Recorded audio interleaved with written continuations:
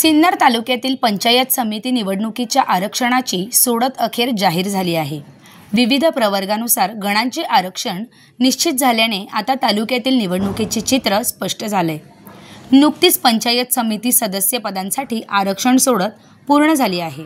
अधिकाऱ्यांच्या उपस्थितीत पारदर्शक पद्धतीने ही प्रक्रिया पार पडली आहे। सोडतीनुसार विविध गणांसाठी आरक्षण निश्चित झाले आहे।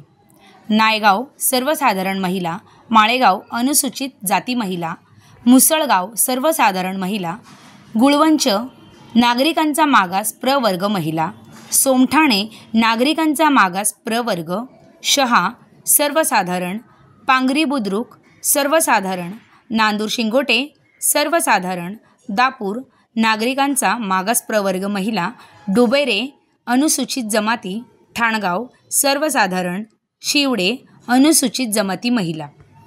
या आरक्षणामुळे काही गणांमध्ये महिलांसाठी संधी निर्माण झाली आहे, तर काही ठिकाणी मागास प्रवर्ग आणि अनुसूचित जाती जमातींचे प्रतिनिधित्व वाढले आहे। आता आरक्षण निश्चित झाल्याने सिन्नर तालुक्यातील पंचायत समिती निवडणुकीसाठी इच्छुकांनी जोरदार तयारी सुरू केली आहे। आगामी निवडणुकीत कोणत्या गणात कोणते चेहरे झळकतात याकडे सर्वांचं लक्ष लागलंय। सिन्नर तालुक्याची पंचायत समिती निवडणूक आता रंगात येण्याची चिन्ह आहेत। आरक्षणाचं गणित स्पष्ट झाल्याने राजकीय समीकरणं पुन्हा मांडली जाण्याची शक्यता आहे। ब्युरो रिपोर्ट, आपली दुनियादारी, सिन्नर।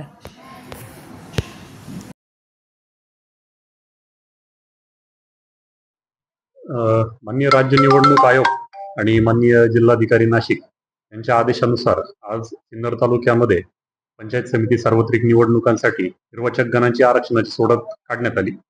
या सोडतीमध्ये एकूण 12 निर्वाचक गण सिन्नर तालुक्यामध्ये आहे। यापैकी माळेगाव निर्वाचक गण अनुसूचित जाती महिलेकरता, शिवडे निर्वाचक गण अनुसूचित जमाती महिलेकरता, डुबेरे निर्वाचक गण अनुसूचित जमाती करता, नायगाव सर्वसाधारण महिला, दापूर नामप्र महिला, ठाणगाव सर्वसाधारण, मुसळगाव सर्वसाधारण महिला, सोमठाणे नामाप्र, नांदूर शिंगोटे सर्वसाधारण, गुळवंच नामाप्र महिला, शहा सर्वसाधारण आणि पांगरी बुद्रुक सर्वसाधारण या पद्धतीनं आरक्षण आपण निश्चित केलेलं आहे।